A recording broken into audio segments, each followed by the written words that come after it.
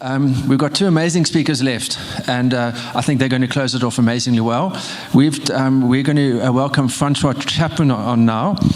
Francois, also known as Chappies from Survivor 7 and 8, is an entrepreneur from Centurion. He's always had a passion for people, business, and adventure, but also had his fair share of failed businesses. Chappies and his wife Nats recently entered the real estate market and managed to successfully build a brand, selling a total of 100 million worth of properties in 24 months.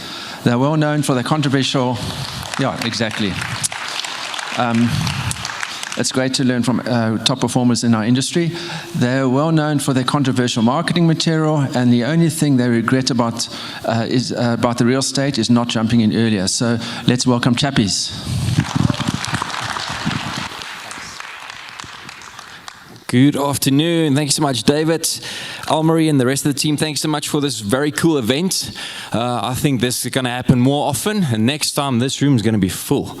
We're going to have to bring our entire office, because I'm walking away here with more people, more contacts, and more knowledgeable. And I assume everyone here as well. Anyone learned something today? Hands up. Yeah, absolutely. Thank you so much for organizing this event. So just out of curiosity, who knows me because of my Survivor journey? Hands up.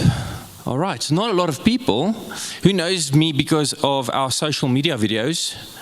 All right, not too many people. I'm going to have to boost that budget.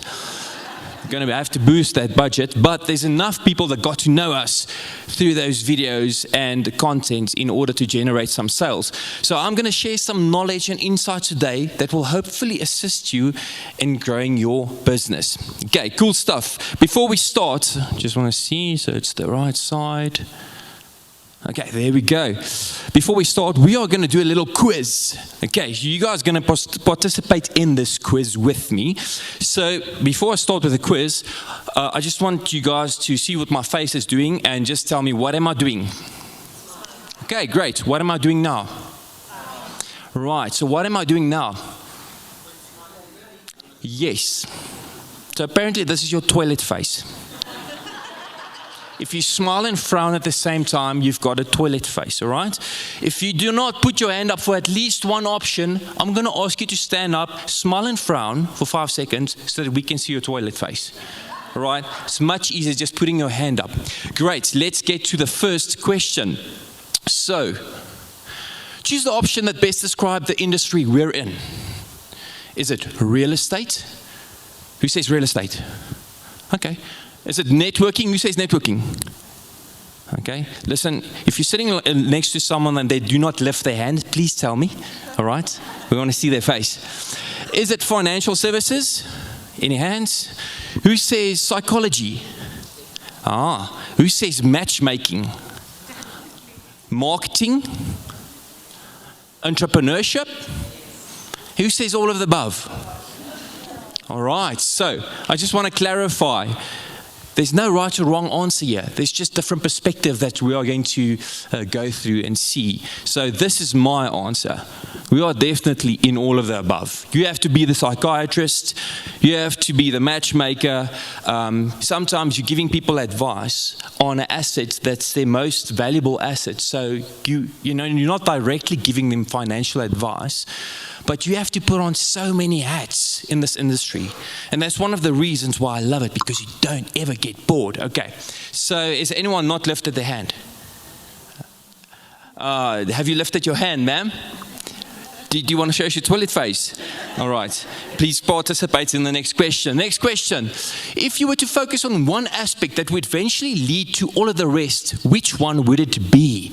Who says you'll have to focus on real estate and then it will lead to all of the others, networking and so forth? Who says number one? Okay, no one. There's one. Okay. Who says number two? Which is networking. Who says financial services? Which is 3. Don't see anyone. Who says psychology? Number 4. 1 or 2 hands. Number 5, matchmaking. Number 6, marketing. And number 7, entrepreneurship.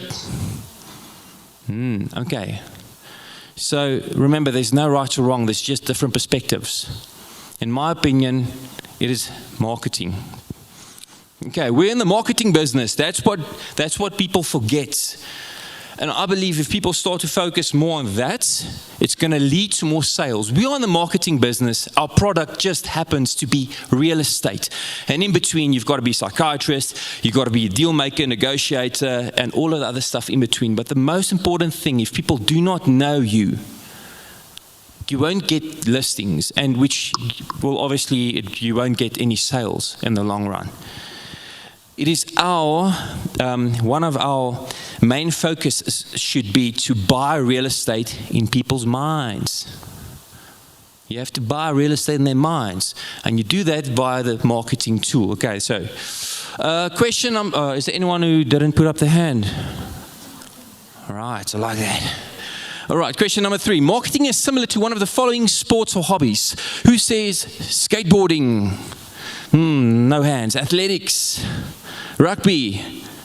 Oh, okay, there's a few hands going. Okay, that's interesting. Who said rugby? Okay, why would you say rugby there at the back, Monica? You're scrummaging. Okay, interesting. Fishing. Okay, gentleman in the front, why would you say fishing?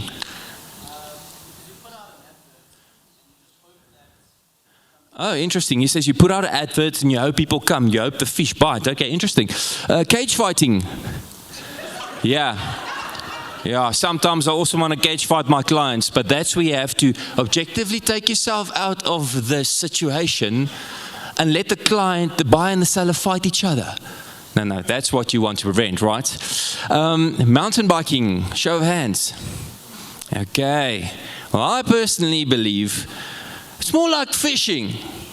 You know, if you're in the marketing business, you're in the fishing business. Why? Because like this gentleman said, you're putting something out there, you're putting something on the hook, and you hope the fish actually like what you put out there, and then you start reeling them in, and you have to repeat this entire process. Okay. Question number 4. Choose a statement that serves as the foundation for the rest of the statements. If you want to catch more fish, you have to cast where the fish are. Hands up. Who says that is a statement that serves as the foundation for the rest? Okay, interesting. Number 2, you have to increase your probability. Okay, number 3, you have to put some bait on your hook. All right, there's a lot of hands down, so you better put your hand up for one of these options. You have to try different kinds of bait. Definitely, yeah. You have to react in a timely manner when the fish bites. Yeah. Okay. Well, okay, I'm just going to leave it here first. My answer is you have to increase your probability, because that will eventually, you have to increase your probability in all of those aspects. You have to cast where the fish are. That's going to increase your probability. But if you don't focus on, if you don't ask yourself the question, how am I going to increase my probability of catching fish, you won't get to all the other areas. Some people still look confused. Let me just maybe do a little experiment here. Oh my goodness, how nice is this? Oh, this equipment, not that expensive. You see, people also think it's very expensive to start marketing. All right, so the rule is you can get anything at the end of this hook. All right. So obviously you have to cast where the fish are. A lot of people do this. They cast and they hope the fish is going to bite. I can actually see where the fish are. I'm going to cast where the fish are. Remember, you can get anything at the end of this line. Nothing. So next, we must obviously put some bait on. There's no bait on this hook yet, so let's put some bait on. Oh, what about this? Oh, this is nice. Sunglasses, cool. You can have it for life. Where's the fish?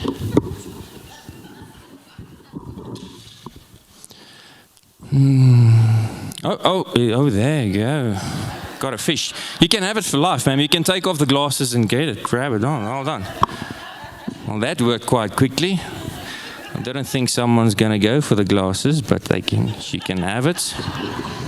Thank you. It's cheapies, by the way, but it will work. Oh, well, if the glasses didn't work, you just go to the next option.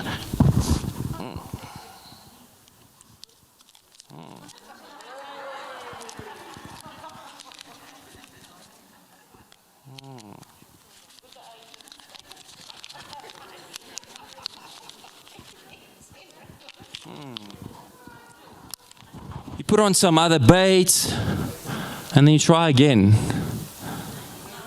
Oh, there we go. My equipment's ready. Where's the fish? But I want to show you what a lot of people actually do in this industry. Let's see if the fish bites.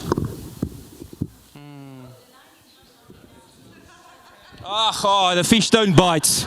I'm just going to pull away because these fish don't bite. I've already tried social media ads. It doesn't work for me. I'm just going to stop.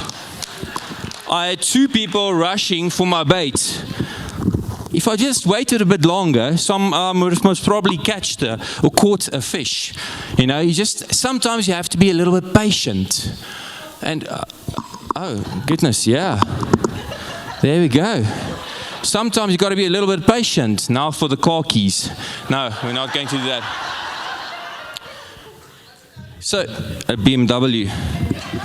Or if I say Ferrari, you'll all be rushing. So, it is for me very similar to fishing. And it's so easy. You can start with minimal, very cheap equipment and start fishing out there. You have to put some bait on. You have to increase your probability by experimenting with different types of baits and trying to see what people actually like and react to. And that's what we've done the past 2 years. All right, so here's also some insights. Social media marketing is cost-effective but underutilized. Many have misconceptions about this. That is the main thing for me that stand out. People think you have to start with thousands of rands in the beginning. You can start with as little as 500 rand a month with a social media ad campaign. How many minutes do I have left? 5.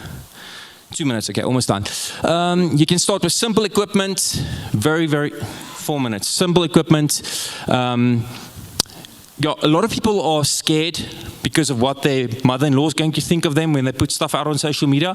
Does your mother-in-law pay your bills at the end of the day? No. So you have to get over that. It's small little things that's preventing us from generating sales.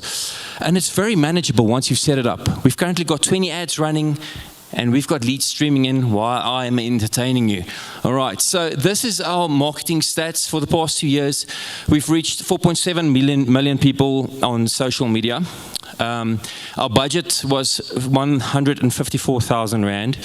A link clicks, 80,900 for a link click. That's 2 Rand per link click. And this is only the commission I know of, that I'm sure of. That was a direct result because of our social media ads, 1.2 million Rand.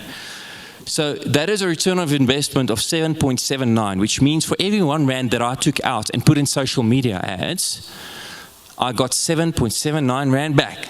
And that's a cool investment. I see that as an asset. So our ads that's currently running are assets. It's not expenses. It's generating income for us. All right? So, in conclusion, this is just one little thing that we make sure we make use of in all of our content. And if you do it in life as well, you're definitely going to make an impact. If you EEI, which is educate, entertain, and inspire people, they are going to want to watch your content. They are going to want to hear more of what you have to say. So try and focus on that. Either have one of these pillars as part of your marketing. The first prize is having all 3, and then you will move forward. Thank you so much, guys.